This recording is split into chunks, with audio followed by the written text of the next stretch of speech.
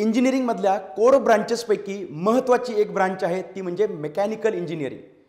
12वी सायन्स नंतर physics chemistry mathematics विषय घेतल्यानंतर आपण 4 वर्षांच्या बीटेक मेकॅनिकल इंजिनिअरिंग या कोर्ससाठी जाऊ शकतो।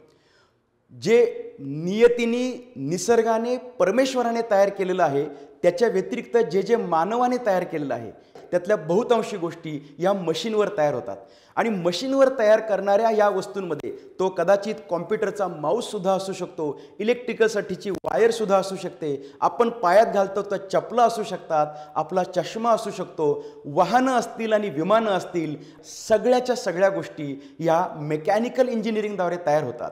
आणि त्यामुळं या वस्तूंचं डिझाईन करणं असेल, त्यांचं प्रोडक्शन करणं असेल, त्यांच्या कामाच्या दरम्यानच्या काळामध्ये असलेलं मेंटेनन्सचं काम असेल, यामध्ये प्रोडक्शन प्लॅनिंग, नव्याने आलेले कॅडकॅम, प्रोई, कटिया, ॲन्सिस अशा पद्धतीचं डिझाईनचं काम असेल, हे सगळं मेकॅनिकल इंजिनिअरिंगमध्ये येतं। आणि म्हणून मेकॅनिकल इंजिनिअरिंग हे न थांबणारं करिअर आहे। अर्थातच त्याच्या कामाच्या व्याप्ती ह्या बदलत गेलेल्या दिसत आहेत। सुपरविजन काइंड ऑफ जॉब आता बदलत जाऊन हा कम्प्युटराइज होताना दिसतोय। रोबोटिक्स, ऑटोमेशन आणि त्याच्यामधले कंट्रोल्स या गोष्टी आता नव्याने आलेल्या आहेत।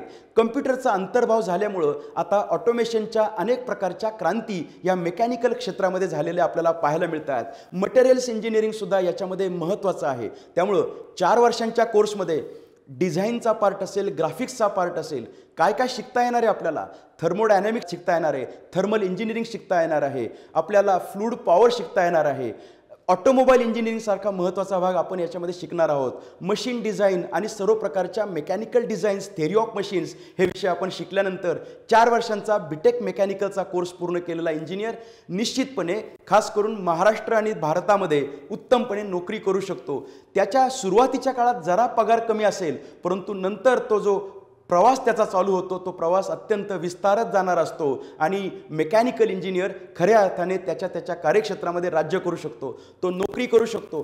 प्रायव्हेट सेक्टरमध्ये मोठ्या प्रमाणात नोकऱ्या आहेत, शासकीय रचनेत सुद्धा तो नोकरी करू शकतो। त्यासोबत बीटेक मेकॅनिकल झालेला इंजिनियर हा स्वतःचा व्यवसाय देखील चालू करू शकतो आणि मोठमोठे उद्योजक, मध्यम स्तरातले उद्योजक आणि छोटे उद्योजक याच्यामध्ये बीटेक मेकॅनिकल इंजिनियर हा यशस्वीपणे काम करताना दिसतो।